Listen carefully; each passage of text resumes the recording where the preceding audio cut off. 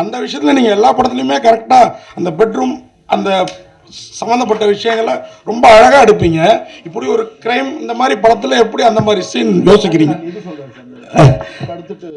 சாப்பிட்ற மாதிரி ஒரு சீன் அதுதான் கேட்குறேன். எப்படி அதை யோசிக்கிறீங்க? நான் எல்லா படமும் பார்த்துருக்கேன். உங்களுக்கு அது வரலட்சுமி நடித்த படம், அந்த படம் மாருதி நகர் கிளுகிழுப்பாக இருக்குன்றீங்களா? இல்லைன்றீங்க. ஆனால் பாட்டில் கிளுகிழுப்பு இல்லை அப்படின்னு சொல்கிறீங்க சார். 2 விஷயம் சார். நான் ரொம்ப ஸ்ட்ராங்காக இருக்கேன். படம் பார்த்துட்டு ஒரு டிஸ்ட்ரிபியூட்டர் இங்கே தான் உட்காந்துருக்கார், அதை இருக்கார் பாருங்க, குமார் என்கிட்ட ஒரு விஷயம் கேட்டார். என்ன கேட்டார்னா, படம் பார்த்துட்டு பயங்கர எக்ஸைட் ஆகி சார் செம்ம சார் நீங்கள் கீழ்ச்சிட்டிங்க சார் அதெல்லாம் சொன்னார். சொல்லிட்டு ஒரு வார்த்தை என்ன கேட்டார், சார் அவ்வளோ குத்துறா ரத்தம் வராதா சார்? சார் இவ்வளோ படம் எடுக்கிறேன் ரத்தம் வராதுன்னு எனக்கு தெரியாதா சார்? ரத்தம் வரும், அந்த இடத்துல குத்துனா இவ்வளோ ரத்தம் பீறிட்டு வரும்னு எனக்கும் தெரியும்.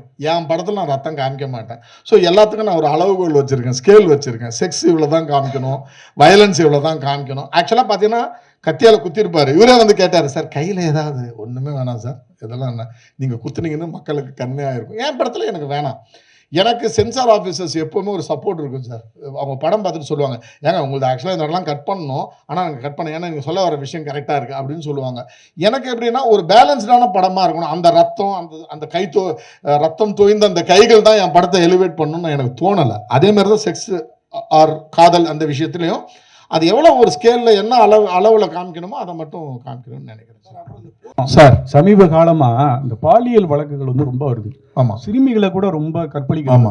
அதுக்கு வந்து கண்டிப்பாக மரண தண்டனை வேணும், அப்படின்னா தான் வந்து வராது அப்படிங்கிறாங்க. அப்படி ஒருத்தன் உள்ளே போயிட்டு கோர்ட்டில் ப்ரூவ் ஆகாமல் திருப்பி அவங்க அம்மாவே கொன்னான், அவனுக்கு ஒரு மரண தண்டனை வந்தால் திருப்பி அது நடந்திருக்காரு. இந்த மாதிரி இந்த செக்ஷுவல் இதில் இந்த சிறுமிகள் இதில் மரண தண்டனை வேணுமா வேண்டாமா, உங்களோட கருத்து என்ன சார்? நான் சிறுமிகள் பலாத்காரத்தை விட்டுட்டு நீங்கள் ஓவராலாக என்கிட்ட கேட்டால் நான் ரொம்ப ஸ்ட்ராங்காக சொல்லுவேன். நான் வந்து மரண தண்டனைக்கு எதிரானவன்.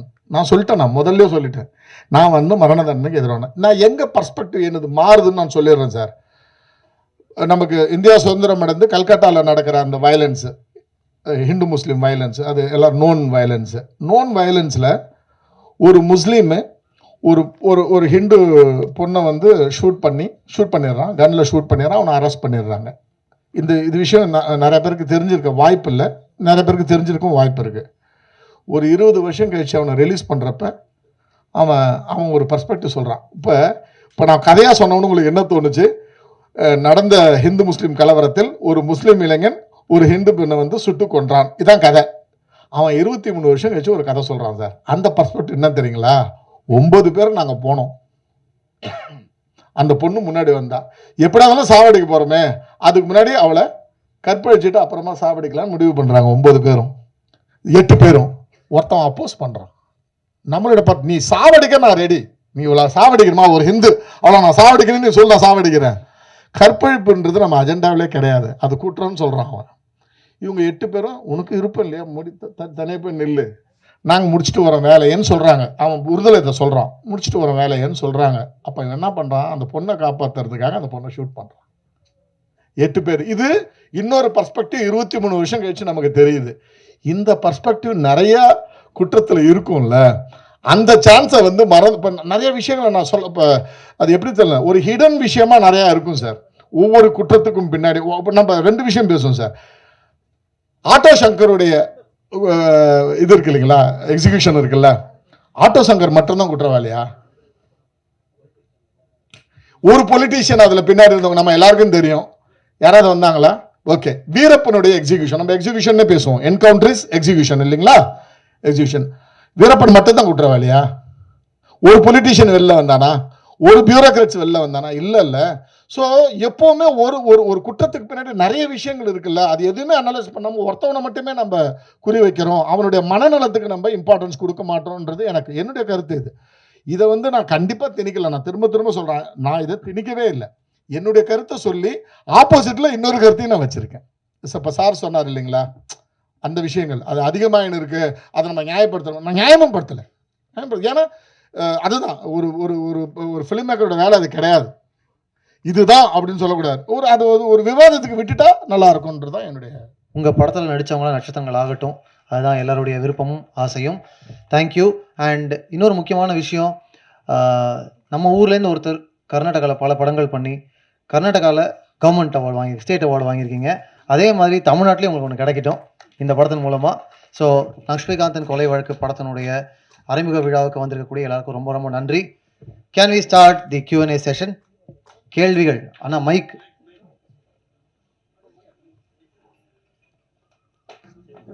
முதல் கேள்வி.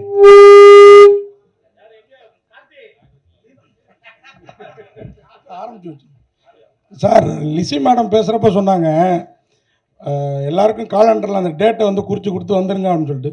உங்களோட ப்ரொடியூசரு நீங்கள் ஒருத்தர் பெரிய நடிகர் ஆக்கியிருக்கீங்க, அவங்க 2 பேருக்கும் அந்த டேட்டை குறித்து குடிக்க மறந்துட்டீங்களா? இல்லை அப்படிப்பட்டவரை போஸ்டரில் இவ்வளோ பெருசு போட்டிருக்கீங்க, இங்கே வரமாட்டாருன்னு தெரிஞ்சு அந்த 2 லட்சம் ரிட்டர்ன் கொடுத்ததுனால போஸ்டரில் போட்டிருக்கீங்களா? இங்கே ஒரே நிமிஷம் மைக்.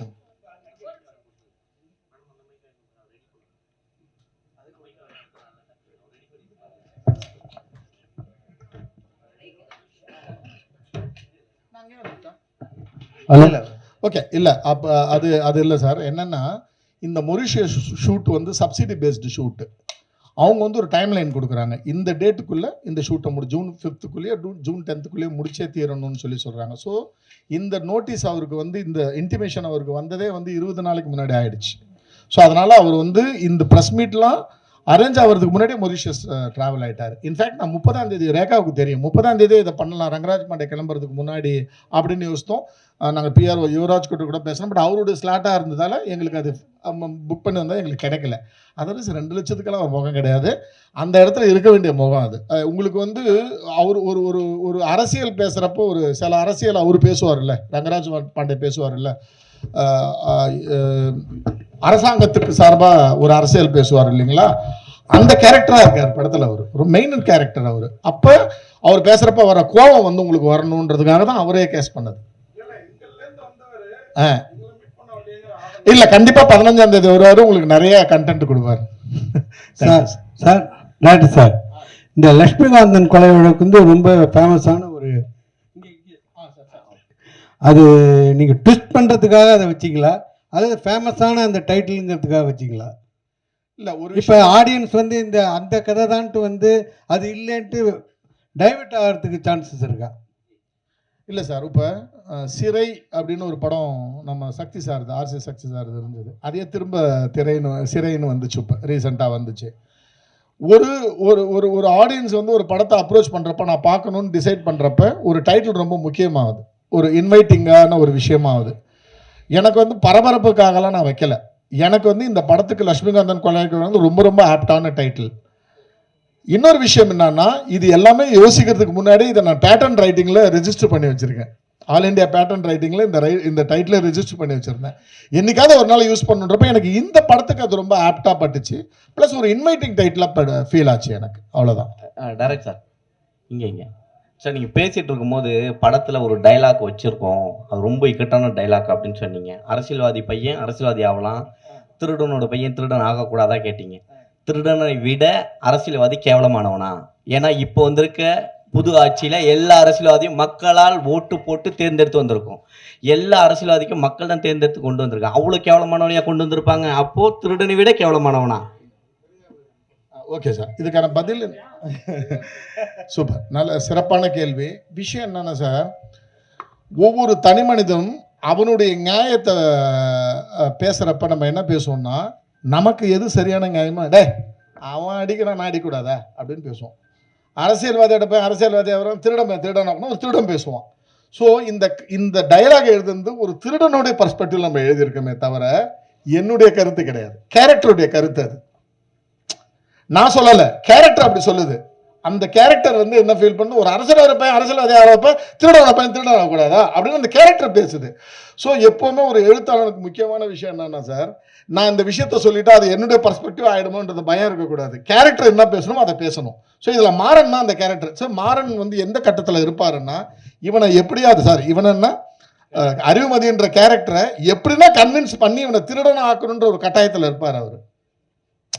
இவன் வந்து அவன் லாக் ஆகிருப்பான் ஆல்ரெடி, இவனை எப்படின்னா கன்வின்ஸ் பண்ணி அவனை. அப்போ நான் எது வேணா சொல்லுவோம்ல, மச்சான் நீங்க ஒரு நாள் தானடா நம்ம ஜென்ரலாக பேசுகிறப்ப நிறைய விஷயங்களை சொல்லுவோம்ல, ஒரு சின்ன பொய்களை சொல்லுவோம் கன்வின்ஸ் பண்ணுறதுக்கு, நிறைய தத்துவங்களை சொல்லுவோம், அந்த தத்துவங்களை லாஜிக்கே இருக்காது. அது மாதிரியான ஒரு விஷயம் தான் அந்த கேரக்டரோட பர்ஸ்பெக்டிவ்ல அது ஜஸ்டிஃபை பண்ணுற ஒரு விஷயம் சார். டேரக்ட் சார், நீங்கள் ஸ்டேஜ் இங்கே ஸ்டேஜில் சொன்னீங்க கான்ட்ரவர்சி வேண்டாம், கான்ட்ரவர்சி பேசினா தப்பாயிடும்ன்ட்டு. ஆனால் நீங்கள் எடுக்கிற படம் எல்லாமே கான்ட்ரவர்சியோட டைட்டிலோட தான் வருது. எதனால மக்களை வந்து என்ன பண்ண போகிறீங்க? எதை பற்றி சொல்லுங்க, எந்த இதில் கான்ட்ரவர்சி சொல்லுங்க. டைட்டிலும் சரி, படத்தில் வந்து நீங்கள் உள்ள டைலாக்கும் சரி, நீங்கள் பார்த்தீங்கன்னா பேனரில் வந்து புரட்சித்தலைவர் எம்ஜிஆரோட புதிய கட்சி அமைப்புன்னு போட்டு பண்ணிருக்கீங்க. அதுதான் கேட்குறேன். அதான் ஒரு விஷயம், இதில் கான்ட்ரவர்சின்ற விஷயமே கிடையாது. அதான் என்னன்னா, காலத்தோட குறியீடுன்னு ஒன்று இருக்கு இல்லைங்களா. என்னைக்கு இது நடந்துச்சு அப்படின்னா அக்டோபர் 17 சார். அது ஏடிஎம்கே ஆரம்பிச்சது சார். அக்டோபர் 17 1972. ஸோ ஒருத்தவனை தூக்கில் போடுறாங்க. எனக்கு வந்து அந்த தூக்கில் போடுறப்ப அந்த தூக்கில் போடுறதுக்கு பேரலாக ஒரு ரேடியோ நியூஸ் வேணும். ரேடியோ நியூஸ் சொல்கிறப்ப நான் தமிழ்நாட்டில் வந்து அக்டோபரில் நடந்த 72 அக்டோபரில் நடந்த முக்கியமான நிகழ்வு என்னன்றப்ப எம்ஜிஆர் கட்சி ஆரம்பித்தார். அதுக்கு முன்னாடி கலைஞர் வந்து 15ஆம் தேதியோ 14ஆம் நாளோ எக்ஸ்பெல் பண்ணாங்கன்ற விஷயம் இருக்குது இல்லைங்களா. அது வரும். அதன் பிறகு எனக்கு அடுத்தது கிடைச்ச நியூஸ் என்னென்னா, மெக்சிகோவில் ஒரு ட்ரெயின் ஆக்சிடென்ட் ஒன்று ஆயிருக்கு. அதில் 272 பேர் செத்து போயிருக்காங்க. அன்னைக்கு அந்த அக்டோபர் 17 செத்து போயிருக்காங்க. 16ஆம் தேதி ஆக்சிடென்ட் ஆகிருக்கு, 17ஆம் தேதி. ஸோ எல்லாமே வந்து ஒரு நியூஸாக படிக்கிறப்ப ஓகே இந்த நாளில் இந்த விஷயம் நடந்துச்சுன்றது பதிய வைக்கிறதுக்காக எடுத்துக்கிட்ட ஒரு குறியீடு, அவ்வளோதான் சார். நாள் குறியீடு சார். தயாள் சார், அதே மாதிரி படத்தில் டக்கு புக்குன்னு தர்புகா சிவா பாட்டெலாம் போடல, நான் அப்படி கேட்கல அப்படிலாம் சொன்னீங்க. நான் ஒரு சீன்லேயே இந்த ட்ரெய்லர் மாதிரி காட்டினதில் எங்களை உட்கார வச்சுட்டீங்க. அந்த விஷயத்தில் நீங்கள் எல்லா படத்துலையுமே கரெக்டாக அந்த பெட்ரூம் அந்த சம்மந்தப்பட்ட விஷயங்களை ரொம்ப அழகாக எடுப்பீங்க. இப்படி ஒரு கிரைம் இந்த மாதிரி படத்தில் எப்படி அந்த மாதிரி சீன் யோசிக்கிறீங்க? சாப்பிட்ற மாதிரி ஒரு சீன், அதுதான் கேட்குறேன். எப்படி அதை யோசிக்கிறீங்க? நான் எல்லா படமும் பார்த்துருக்கேன். உங்களுக்கு அது வரலட்சுமி நடித்த படம், அந்த படம் மாருதி கிளுகிழுப்பா இருக்குன்றீங்களா? இல்லைன்றீங்க. ஆனால் பாட்டில் கிளுகிழுப்பு இல்லை அப்படின்னு சொல்கிறீங்க சார். 2 விஷயம் சார். நான் ரொம்ப ஸ்ட்ராங்காக இருக்கேன். படம் பார்த்துட்டு ஒரு டிஸ்ட்ரிபியூட்டர் இங்கே தான் உட்காந்துருக்கார், அதை இருக்கார் பாருங்க, குமார். என்கிட்ட ஒரு விஷயம் கேட்டார். என்ன கேட்டார்னா, படம் பார்த்துட்டு பயங்கர எக்ஸைட் ஆகி சார் செம்ம சார் நீங்கள் கீழ்ச்சிட்டிங்க சார் அதெல்லாம் சொன்னார். சொல்லிட்டு ஒரு வார்த்தை என்ன கேட்டார், சார் அவ்வளோ குத்துறா ரத்தம் வராதா சார்? சார் இவ்வளோ படம் எடுக்கிறேன், ரத்தம் வராதுன்னு எனக்கு தெரியாதா சார்? ரத்தம் வரும், அந்த இடத்துல குத்துனா இவ்வளோ ரத்தம் பீறிட்டு வரும்னு எனக்கும் தெரியும். என் படத்தில் நான் ரத்தம் காமிக்க மாட்டேன். ஸோ எல்லாத்துக்கும் நான் ஒரு அளவுகோல் வச்சுருக்கேன், ஸ்கேல் வச்சுருக்கேன். செக்ஸ் இவ்வளோ தான் காமிக்கணும், வயலன்ஸ் இவ்வளோ தான் காமிக்கணும். ஆக்சுவலாக பார்த்தீங்கன்னா கத்தியால் குத்திருப்பார். இவரே வந்து கேட்டார், சார் கையில் ஏதாவது ஒன்றுமே வேணாம் சார், இதெல்லாம் என்ன நீங்கள் குத்துனீங்கன்னு மக்களுக்கு கம்மியாக இருக்கும். என் படத்தில் எனக்கு வேணாம். எனக்கு சென்சார் ஆஃபீஸர்ஸ் எப்போவுமே ஒரு சப்போர்ட் இருக்கும் சார். அவங்க படம் பார்த்துட்டு சொல்லுவாங்க, ஏங்க உங்களுக்கு ஆக்சுவலாக இந்த இடம்லாம் கட் பண்ணணும், ஆனால் நாங்கள் கட் பண்ண, ஏன்னா நீங்கள் சொல்ல வர விஷயம் கரெக்டாக இருக்குது அப்படின்னு சொல்லுவாங்க. எனக்கு எப்படின்னா ஒரு பேலன்ஸ்டான படமாக இருக்கணும். அந்த ரத்தம் அந்த ரத்தம் தோய்ந்த அந்த கைகள் தான் என் படத்தை எலிவேட் பண்ணணும்னு எனக்கு தோணலை. அதேமாதிரி தான் செக்ஸ் ஆர் காதல் அந்த விஷயத்துலையும் அது எவ்வளோ ஒரு ஸ்கேலில் என்ன அளவில் காமிக்கணுமோ அதை மட்டும் காமிக்கணும்னு நினைக்கிறேன் சார். அப்புறம் இந்த போஸ்டரை பற்றியும் ஒரு கேள்வி. இப்போ விஜய் காலமாக இருக்குது, மாண்புமிகு விஜய் காலமாக இருக்குது. எம்ஜிஆர் கலைஞர் 2 பேரையும் போட்டிருக்கீங்க, உங்கள் பீரியட் கதைன்னு சொல்லிட்டீங்க. ஆனால் இவ்வளோ மீடியா வந்திருக்கோம், டெய்லி பேப்பர்லேயும் நிறையா டெய்லி பேப்பர்ஸ் இருக்குது. நீங்கள் தினமணியை மட்டும் மென்ஷன் பண்ணியிருக்கீங்க, என்ன ரீசன்? இல்லை, எனக்கு இதுலேருந்து எடுத்தது சார். அது நெட்லேருந்து எடுத்தது. அதில் ரொம்ப இது நான் கிரியேட் பண்ணது கிடையாது. ஏன்னா நான் வந்து தேடணும் எந்த நியூஸ் பேப்பரில் வந்து அது ப்ராமினண்ட்டாக எதில் அது வந்துருச்சு அப்படின்னு போய் பார்த்தப்ப தினமணி இது மட்டும் தான் எனக்கு கிடைச்சிது. அதர்வைஸ் எனக்கும் தினமணி சார் சார் எல்லாரும் ஹீரோயினை வந்து எங்களுக்குள்ளார பேசுறதுக்கு நேரமே இல்லைன்னு சொன்னால் ஹீரோஸ் வந்து வருத்தப்படணும். நீங்கள் சந்தோஷமாக சிரிச்சிட்டு இருக்கீங்க இந்த லொக்கேஷனில். அப்புறம் அடுத்த படத்துக்கு கால் ஷீட் கொடுப்பீங்களா கொடுக்க மாட்டீங்களா அவருக்கு? இல்லை, யாருக்குமே பேசுறதுக்கு டைம் இல்லையே. மொத்த படமே 20 நாள் தான் எடுத்திருக்காங்க. அதில் 4 நாள் வந்துட்டு போகிறோம். சார் ஒரு நாள் சாரெல்லாம் நான் பார்க்கவே இல்லையே ஷூட்டிங் ஸ்பாட்டில். ஸோ அது பிளான்டாக நடந்ததுனால கரெக்டாக ஆர்கனைஸ்டாக பண்ணார். நான் எதுவும் பிளான் பண்ணல. டைரக்டர் சார், ஜெயகாந்தன் ஒரு நாவலில் சொல்லுவார், இந்த மாதிரி கொலைக்கு கொலை ஆகாதுன்னு சொல்லி. அது முடிவாக சொல்லியிருப்பாரு. நீங்கள் ஏன் சொல்ல மாட்டேங்கிறீங்க? இல்லை, எனக்கு வந்து எப்படின்னா என்னுடைய பர்ஸ்பெக்டிவ் கேட்டிங்கன்னா கொலைக்கான மரண தண்டனைன்றதை வந்து நான் வந்து எதிர்க்கிறேன். என்னுடைய பர்ஸ்பெக்டிவ், நான் அதை திணிக்க விரும்பலை. என்னுடைய பார்வை அது. என்னுடைய பார்வையும் அதில் சொல்லியிருக்கேன். ஆப்போசிட்டில் மரண தண்டனை கரெக்டுன்னு சொல்கிறவங்களோட பார்வையும் சொல்லியிருக்கேன். என் படத்தில் நான் ப்ரொடியூஸ் பண்ணுறேன்றதுக்காக நான் நினைக்கிற விஷயத்தெல்லாம் சொல்ல முடியாது. நான் வந்து அதை ஒரு ஆர்குமெண்ட்டுக்கு உங்க முன்னாடி வச்சிருக்கேன். எது சரி எது தவறு அப்படின்றத வந்து நீங்க சூஸ் பண்ணுங்க. ஐ மீன் 2 ஆர்குமெண்ட்டையும் வச்சு நீங்க சூஸ் பண்ணுங்க தவிர நான் ப்ரொடியூசரு நான் டைரக்டர்ன்றதுக்காக நான் நினைக்கிற விஷயத்தை திணிச்சு இதான் சரின்னு நான் சொல்ல விரும்பல. இன்ஃபேக்ட் எண்டில் அதை தான் நான் சொல்றேன். இதுல சரி தப்புன்றது வந்து 17th செஞ்சுரியில் மரண தண்டனை ஆரம்பிச்ச காலத்துல இருந்தே இருக்கு. உங்களுடைய குரல் எது இருக்கோ அதை நீங்க பதிவு செய்யுங்க. அந்த பதிவுக்கு அந்த குரல் தான் உரிமைக்கான ஒரு மாற்றத்துக்கான ஒரு இதுவாக இருக்கும் அப்படின்ற மாதிரி தான் படத்தை முடிச்சிருப்பேனே தவிர எங்கேயுமே நான் வந்து அதை என்னுடைய கருத்து இது நீங்கள் கேளுங்க அப்படின்னு நான் சொல்ல விரும்பலை சார். நான் பிரிகிடா இவ்வளோ நேரம் பேசின யாருமே அந்த லட்சுமிகாந்தன் யாரு, கொலை பண்ணது யாரு, உண்மையிலே குற்றம் சாட்டப்பட்ட விளைஞர் யாருன்னு சொல்லலை. அவங்களாம் அந்த கூட்டத்தில் இருக்காங்களா? உங்களுக்கு கதை தெரியுமா? கொஞ்சம் சொல்லுங்க. இல்லை சார், அது சொல்லக்கூடாது. படம் நீங்கள் பார்க்கணுன்றது தான் வந்து இங்கே பிளானே. ஸோ அதனால் அதை வந்து என்னால் ரிவீல் பண்ண முடியுமான்னு தெரியல டைரக்டர் கிட்ட கேட்காம. ஸோ அதனால யார் இந்த லக்ஷ்மிகாந்தன், என்ன கொலை வழக்கு, அதுதான் டைட்டிலே, அதுதான் கதை. அதனால் எங்களால் அது சொல்ல முடியல. இப்போது நீங்கள் கண்டிப்பாக படம் பார்த்தா உங்களுக்கு நல்லாவே புரியும்னு நினைக்கிறேன். ஐ திங்க் அதுக்கு ஆக்சுவலாக இந்த கொஷனுக்கு ஆன்சர் பண்ணக்கூடிய கரெக்ட் பர்சன் டைரக்டர் தான் நினைக்கிறேன். ஸோ யா, இதுதான் ஆக்சுவலாக கரெக்ட் தானே சார்? படம் பார்த்தா வெற்றி சார்.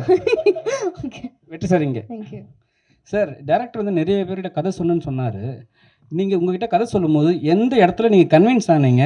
ஏன்னா இது வந்து ஒரு பெரிய நடந்த விஷயம். இதில் நீங்கள் கன்வின்ஸ் ஆனீங்க? இல்லை, கன்வின்ஸ் ஆனது வந்து அவர் சொன்னார்ல அந்த பாயிண்ட் தான். தூக்கு தண்டனை கரெக்டா தப்பா அது ஆடியன்ஸ் கிட்ட நம்ம விட்டுருவோம் அப்படின்னு சொன்னது தான் கன்வின்சிங் பாயிண்ட். உங்களோட கருத்து? என்னோட பர்சனல் பெர்ஸ்பெக்டிவ் வந்து தவறு. தூக்கு தண்டனை தேவையில்லை. அவங்கள வேற மாதிரி திருத்தலாம், வேற மாதிரி பாடம் சொல்லி கொடுக்கலாம். அவர் சொன்ன மாதிரி அவனுக்கு ஏன் அந்த மனநிலை கொடுக்குற அப்படின்ற கேள்வியை நம்ம முன் வச்சா நல்லதுன்னு நினைக்கிறேன். Direct sir. சார் நீங்கள் பேசும்போதும் இன்னொன்று சொன்னீங்க, நான் பெரிய ஹீரோக்கள் கிட்ட போய் டைம் டேட் வாங்க முடியாதுன்னு. பெரிய ஹீரோக்களை ஃபிக்ஸ் பண்ணுறது கதைகளா இல்லை பட்ஜெட்டா இல்லை பிகு பண்ணுறாங்களா இப்போ இருக்க ஹீரோக்கள்? சார் எனக்கு உண்மையிலே அதுக்கான பதில் சரியாக சொல்ல தெரியல. எனக்கு ஒரு பெரிய பத்திரிகையில் நான் கொண்டால் பாவம் டைமில் என்னை கேட்டாங்க, நீங்கள் வந்து கமலஹாசன் ரஜினிகாந்துக்கெல்லாம் இப்போ கதை கேட்டால் சொல்லுவீங்களா அப்படின்னு. ஓகே ஓகே சார், அப்படி கேட்டப்ப நான் சொன்ன பதில் ஒன்று தான். என்னென்னா, நான் ஒரு கதை எழுதுவேன். எனக்கு அந்த கதையில் வந்து கமலஹாசனும் ரஜினிகாந்தும் சூட்டபிள் ஆச்சுன்னா அவங்களுக்கு போய் சார் இந்த கேரக்டர் பண்ணுறீங்களான்னு கேட்பறேன். இப்படியாப்பட்ட இயக்குனர் தானே தவிர நான் ஒரு ஹீரோவுக்கு கதை எழுதுகிற இயக்குனராக என்னால் பார்க்க முடியல சார். என்னால் எழுத முடியுமான்னு தெரியல. அதனால தான் நான் சொன்னேன், என்ன ஒரு பெரிய யூடியூபர் வந்து இந்த கதையை கேட்டுட்டு சார் தான் எனக்கு கனெக்ட் பண்ணி விட்டார். இப்போ போயிட்டு ஒரு ஹீரோ கிட்ட கதை சொல்லுங்கன்னு சொன்னப்போ நான் சொன்னேன், இல்லை சார் எனக்கு முடியாது, எனக்கு அந்த பொறுமையும் கிடையாது, எனக்கு நல்ல ஆக்டர் வேணும், நான் வந்து என்னால் வந்து அவங்க சொல்கிற விஷயங்களை கன்வின்ஸ் பண்ண அப்படி பண்ண முடியாது. நான் ஒரு வாட்டி ஒரு பவுண்ட் ஸ்கிரிப்ட் கொடுப்பேன், அதில் என்ன டவுட் இருக்கோ கேட்டுருணும், கேள்வி கேட்ட பிறகு எனக்கு பதில் சொல்ல தெரிஞ்சா பதில் சொல்ல தெரியுமா, இல்லாட்டினா நீங்கள் சொன்னது சரியாக இருந்தால் அதை நான் இம்ப்ளிமெண்ட் பண்ணுவேன். ஃபார் எக்ஸாம்பிள் வெற்றி சார் நிறைய இடத்துல எனக்கு டைலாக்ல சின்ன சின்ன கரெக்ஷன்ஸ் சொன்னார். அந்த விஷயங்களை நான் கன்வின்ஸ் ஆனால் இம்ப்ளிமெண்ட் பண்ணேன். பிரிகேடா கூட 2-3 இடத்துல சார் இதை இப்படி வச்சுக்கலாமா அப்படின்னு சொல்லி கேட்டாங்க. கன்வின்ஸ் ஆன ஒத்துக்கிட்டேன். எனக்கு எது சரியானு படுதோ அதுதான். அதன் பிறகு ஒரு 3வது லேயர் வரைக்கும் நான் ஆர்குமெண்ட் வச்சுக்க மாட்டேன் சார். இல்லை சார் இதை கரெக்டாக பண்ணிடலாம் அப்படின்னு சொல்லிட்டு நான் விட்டுடுவேன். ஸோ எனக்கு பெரிய ஹீரோ கிட்ட பிரச்சனைன்னு நான் பார்க்குறது என்னன்னா, நான் ஒரு வாட்டி கதை சொல்லுவேன், ஒரு கரெக்ஷன் சொல்லுவேன், அந்த எனக்கு அதில் உண்மையிலே எனக்கு தெரியல. இப்போ மோகன்லால்லாம் அது மாதிரியான லீக்லே இல்லையே சார். இப்போ திருஷ்யம் 3 வந்தப்போ பார்த்தீங்கன்னா அந்த லீகே கிடையாது. பெரிய ஹீரோனா அதுக்கான செலவு தான் பண்ணணும். அந்த படத்தோட இப்போ ப்ரொடக்ஷன் வேல்யூ பார்த்தாலே உங்களுக்கு தெரியும் என்ன செலவு பண்ணியிருக்காங்க. ஒரு 2.25 மணி நேரம் படத்துக்கு என்ன செலவு பண்ணியிருக்காங்க. 68 சீனு 70 சீனும் 43 சீனு வீட்டில் என்ன செலவு பண்ணியிருப்பாங்க. ஸோ அது இல்லை சார். அதை யாரும் நிறைய பேருக்கு புரியல. இல்லை, ஏன் இந்த கொஸ்டின் இங்கே வருதுன்னா, இங்கே கோடம்பாக்கத்தில் சாலிகிராமம் வலசராக்கம் சுற்றி பல நூறு இயக்குனர்கள் இளம் இயக்குனர் சுற்றுறாங்க. ஒரு 2 படம் ஹிட்டானாவே ஃபோன் எடுக்க மாட்டாங்க. அதுக்கு முன்னாடி அவன் காலை பிடிச்சி தொங்கிட்டு இருக்கான். அதுக்கு தான் கேட்குறோம்.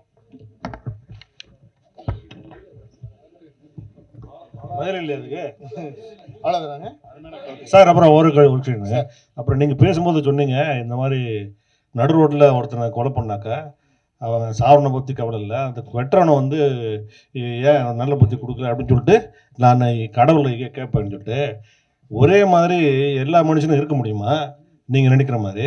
இப்போ வந்து வெட்டுறவன் வந்து நல்ல புத்தி அவன் வெட்ட போகிறான், அந்த மாதிரி வெட்டுறவனுக்கு நீங்கள் தண்டனையே கொடுக்கக்கூடாது அப்படின்னு சொல்லிட்டு சொல்ல வரீங்க. உங்கள் எண்ணம் அப்படி தான் இருக்குது. அதாவது கொலை பண்ணுறவனுக்கு இப்போ நிர்பயா கேஸில் வந்து டெல்லியில் அந்த பொண்ணை கொலை பண்ணவனுக்கு கேஸ் இந்த தூக்கு தண்டனை கொடுக்கலன்னாக்கா கொடுத்தாலுமே நிறைய கேஸ்கள் இந்த மாதிரி நடந்துட்டு இருக்கு, நிறைய கொலைகள் நடந்துட்டு இருக்கு. ஆனால் நீங்கள் வந்து இந்த மாதிரி தூக்கு தண்டனையே தேவையில்லை அப்படின்னு ஒரு பர்ஸ்பெக்டிவ் எப்படி நீங்கள் கொண்டு வரீங்க இந்த படத்தில்? இப்போ ஒரு விஷயம் சார், நீங்கள் சொன்னதில் நான் ஒரு விஷயம் நான் டிஃபர் ஆகிறேன். வெட்டு வாங்குறவனை பற்றி எனக்கு கவலை இல்லைன்னு நான் சொல்லலை, அது நீங்களா சொன்னீங்க. நான் சொன்னது நான் வெற்றவனுடைய பர்ஸ்பெக்டிவ்ல பார்க்குறப்ப ஏன் அவனுக்கு அந்த அந்த அந்த மனநலத்தை, ஏன் அந்த ஒரு அசாதாரண மனநலத்தை கடவுள் அவனுக்கு கொடுத்துருக்காருன்னு எனக்கு ஃபீலிங் வருது. இல்லைங்க, நான் ஒரு ஃப்ளோவில் கடவுள்னு சொன்னேனே தவிர, நான் ஜென்ரலாக யோசிக்கிறேன் என்னுடைய தாட் ப்ராசஸ் எங்கே போகும்னா, அவனுக்கே அந்த மனநிலை கொடுக்குறாங்க இருக்கு. நான் நல்லா யோசிக்கிறேன்ல, ஏன் அவன் தப்பாக யோசிக்கிறான், ஏன் அவனுக்கு ஒரு அப்நார்மாலிட்டி ஏன் அவனுக்கு இருக்குன்னு யோசிக்கிறேன் நான். இந்த படத்துலையும் நான் பேசியிருக்கிற விஷயம் அவ்வளோதான். நீங்கள் நல்ல கரெக்டாக ஒரு விஷயம் சொன்னீங்க சார். டெல்லி கேஸ் ஆன பிறகு, நிர்பயா கேஸ் ஆன பிறகு எவ்வளவு ரேப் கேசஸ் நடக்கலை, நடந்துதான் இருக்கு. ஸோ நாங்கள் இதை தான் படத்துலையும் பேசுகிறோம். என்னன்னா, ஒரு மரண தண்டனைன்றது வந்து எந்த குற்றத்தையும் தடுத்துறாது. அதே மாதிரி ஒரு விஷயம் பாருங்க, நம்மளுடைய ஹெல்த்துக்கு, மனநலத்துக்கு, உடல்நலத்துக்கு கொடுக்குற ஒரு முக்கியத்துவத்தை நம்ம மனநலத்துக்கு கொடுக்குறோமா அப்படின்னு பாருங்களேன். நம்ம வீட்டில் ஒரு ஜென்ரலாக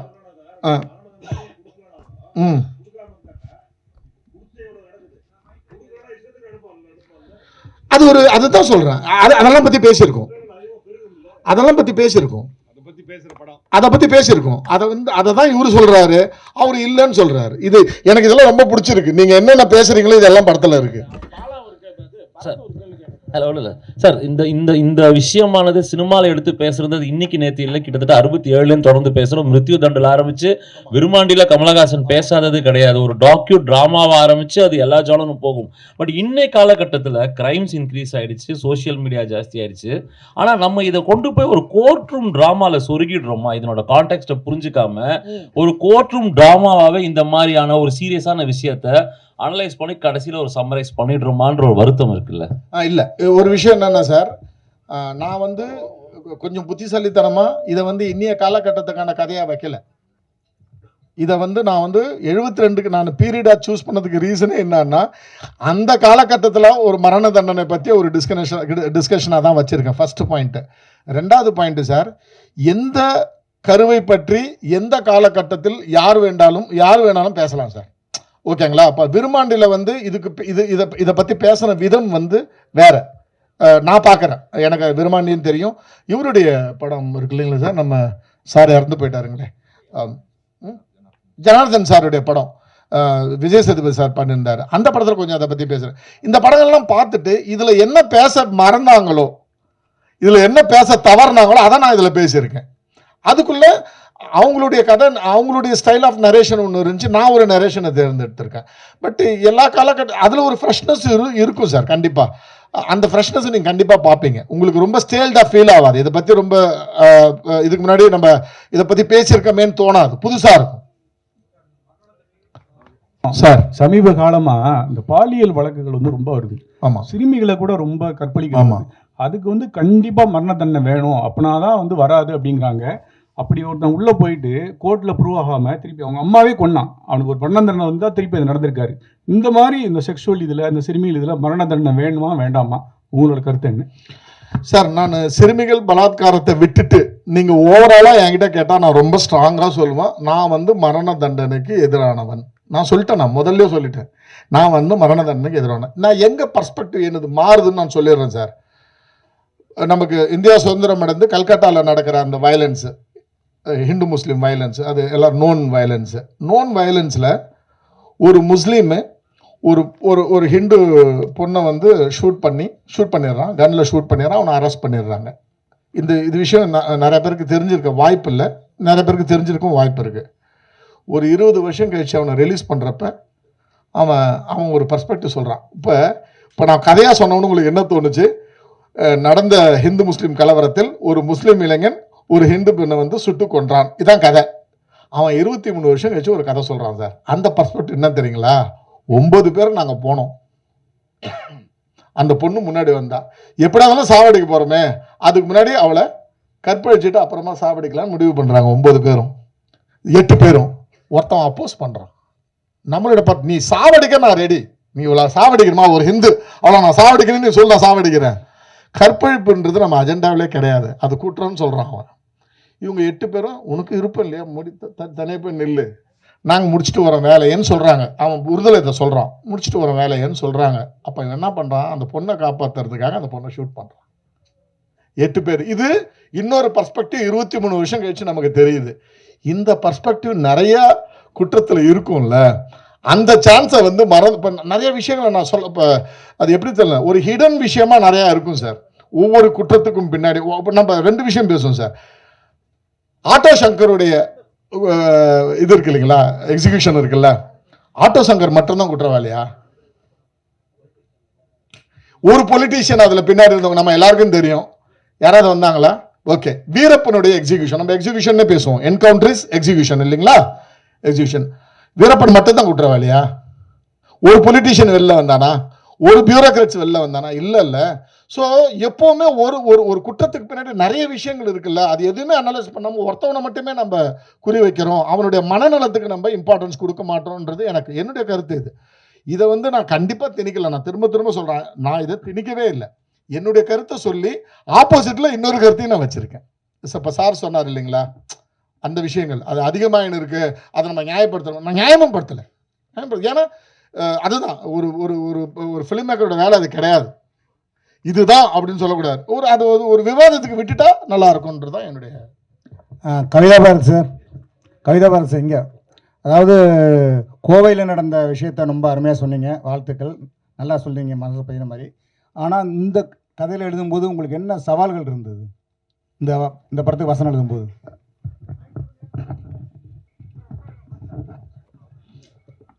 இல்லை, இதில் சவாலுங்கிறது என்னென்னா, 2 எதிரெதிர் கருத்துகள் 2 பேருக்கும் பேசுகிறவங்களுக்கு அது நியாயம். நீங்கள் எப்பவுமே ஒரு தரப்பு எடுத்து பண்ண முடியாது. நீங்கள் அவர் சொல்கிற மாதிரி மரண தண்டனைக்கு நான் எதிராக இருக்கேன்னு சொன்னால் ஆதரிக்கிறவங்களை நான் வீக்காக எழுதிடக்கூடாது. 2 தரப்பு நியாயமும் சமமாக இருக்கணுங்கிறது இருக்குல்லங்க, அந்த 2 தரப்பாகவும் மாறி எழுதுறது பெரிய சவாலாக இருந்தது. ஏன்னா இந்த படம் வெறும் கதை மட்டும் இல்லை, இதுக்குள்ள ஒரு வாதம் இருக்குது, இதுக்குள்ள ஒரு தர்க்கம் இருக்குது.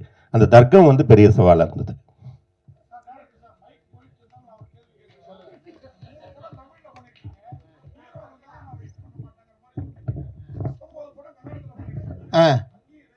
Same sir. ஆமாம், நான் வந்து உங்களுக்கு ஒரு இன்சிடென்ட்டே சொல்கிறேன். தர்ஷன் சார் கிட்ட ஒரு வாட்டி போயிருந்தேன் ரீசெண்டாக, அதாவது அவர் ஜெயிலுக்கு போகிறதுக்கு முன்னாடி போனப்போ, இது மாதிரி சார் என் ஃப்ரெண்டு ஒருத்தர் இருக்கார் சென்னையில், பெரிய ஃபைனான்சியர் கம் ப்ரொடியூசர் சார், உங்களை வச்சு படம் பண்ணணும் அப்படின்னு சொன்னார். அவர் லைட்டாக யோசனை, எனக்கு கொஞ்சம் யோசனை உட்கார்ந்து இருக்கார். சூப்பர் ஸ்டார் தானே உட்கார்ந்து இருக்கார். சார் ஒரு விஷயம் உங்கள்கிட்ட சொல்லிடுறேன், நான் டைரக்ஷன் நான் கிடையாதுன்னு சொல்கிறேன் அவர்கிட்ட. நான் வந்து உங்களை டைரக்ட் பண்ணுறதுக்கு வரல, அவருக்கு டேட் வாங்க வந்திருக்கேன்னு சொல்கிறேன். அவ்வளோ கிளாரிட்டி சார். நான் அதில் வந்து எந்த வித மாற்று கருத்தும் கிடையாது. சுதீப் சார் வந்து கொன்றால் பாவத்தை இங்கே ப்ரொடியூஸ் பண்ணணுன்னு சொன்னப்போ கூட, ப்ரொடியூஸ் பண்ணணுன்னு சொல்லி என்ன ராதிகா மேடம்கிட்டையும் சத்யராஜ் சார்கிட்டையும் என்னோட படத்தை போட்டு காமிச்ச சத்யராஜ் சார்லாம் படம் பார்த்தப்போ கூட அவன் சுதீப் சார்கிட்ட சொன்ன ஒரே விஷயம் என்னன்னா, இங்கே வந்து நீங்கள் ப்ரொடியூசராக மட்டும் இருக்கணும், நீங்கள் ஹீரோவாவோ எந்த விஷயங்களும் தலையிட்டீங்கன்னா நான் படம் பண்ண மாட்டேன்னு. அதனால தான் அவருக்கு நான் படம் பண்ணல, சுதீப் சாருக்கு. ஸோ எனக்கு அவர் சொன்ன மாதிரி எனக்கு எல்லா ஹீரோக்கிட்டையும் நேரடியாக, இப்போ யாராவது என்ன மேனேஜர்கிட்ட பேசுங்கன்னா நான் பேசவே மாட்டேன், நான் பேச மாட்டேன் சார்னு சொல்லுவேன். அது சுதீப் சாராக இருந்தாலும் சரி, தர்ஷன் சாராக இருந்தாலும், புனித் ராஜ்குமார் சாருக்கும் நான் அதே தான் சொல்லுவேன். இப்போ நான் ரொம்ப பீக்கில் இருந்தப்போ ஒரு படம் பண்ணேன் கன்னடத்தில். ஒரு டேட் ஒரு 3 மாதம் தள்ளி கொடுக்குறேன்னு சொன்னார் புனித் ராஜ்குமார். நான் ஒரு மெசேஜ் போட்டேன், நான் சிங்கிள் பேமெண்ட் கொடுக்குறேன், எனக்கு டேட் இமீடியட்டாக கொடுக்க முடியுமான்னு கேட்டப்போ அவர் மேனேஜர் எனக்கு கூப்பிட்டு கேட்டார், நீங்கள் யாருக்கு மெசேஜ் பண்ணுறீங்க தெரியுமான்னு கேட்டார். சார் நான் எந்த ஹீரோ வரணும் இப்படி தான் சார் மெசேஜ் பண்ணோம், என்னுடைய ஆஃபர் இது, அவர் பண்ணுறாரா இல்லைன்னு. அதனால் எனக்கு அந்த கிளாரிட்டியே, எனக்கு அந்த டவுட்டே இல்லை சார். எனக்கு என்னை நம்பி என் கதையை நம்பி வந்தால் ஹீரோவுக்கு படம் பண்ணணும், இல்லை ஆக்டருக்கு படம் பண்ணிட்டு போயிடுவோம் சார். Thank you so much. ரொம்ப ரொம்ப நன்றி. இவ்வளோ நேரம் நிதானமாக பொறுமையாக எங்கள் கூட பேசினதுக்கும், நாங்கள் சொன்ன கதைகள்லாம் கேட்டதுக்கும் தேங்க்யூ, ரொம்ப ரொம்ப நன்றி. தேங்க்யூ. ஐயா சாமிங்களா, ஏமா